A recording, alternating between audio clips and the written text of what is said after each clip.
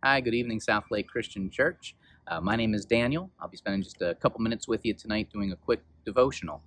A piece of scripture we're going to talk about tonight comes from Proverbs chapter 4, specifically verse 23. Verse 23 says, "Watch over your heart with all diligence, for from it flow the springs of life." For a lot of us right now, we have extra time on our hands, not the type of extra time that we'd like to have because we're on vacation, resting, recouping. We have extra time on our hands because it's being forced on us. Whether you are a student who can't go to class, whether you are a worker who's been furloughed, whether you're a senior citizen who your normal Wednesday night bingo class isn't meeting right now, you have extra time on your hands. And what we do with that time is what's important, right? We can't always control the circumstance, but we can certainly control what we're doing with our time. And what we're told here is that we are to watch over our hearts, because from it flows the spring of life. So watching over our heart, what does that mean? A little bit earlier in the chapter, verse 5, I think we're given a real good tip for what we should be doing during this downtime. It says, verse 5 says, "Acquire wisdom, acquire understanding. Do not forget nor turn away from the words of my mouth." So how are you using your time? Are you acquiring wisdom? Are you spending time in this book?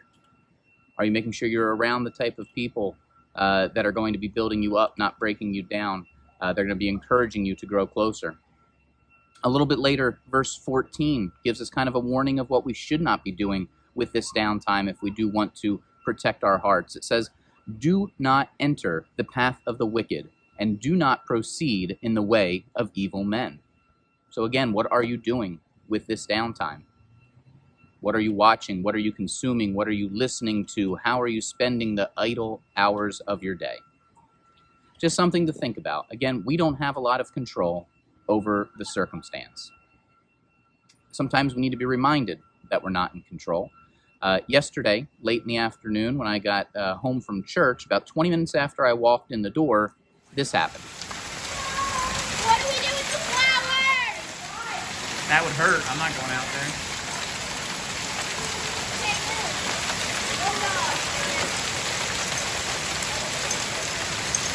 No, they're going to get damaged. Look at the hail building up in the garden.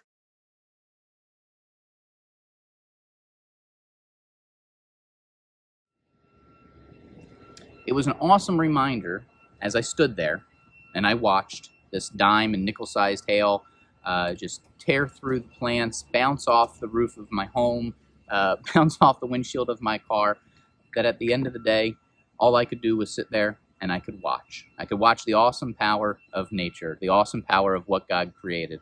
I could watch, I could pray, control what I can control. And that's what I pray for you during this downtime. Guard your hearts. As we're told here, acquire wisdom, acquire understanding. Do not enter the path of the wicked, and do not proceed in the way of evil men.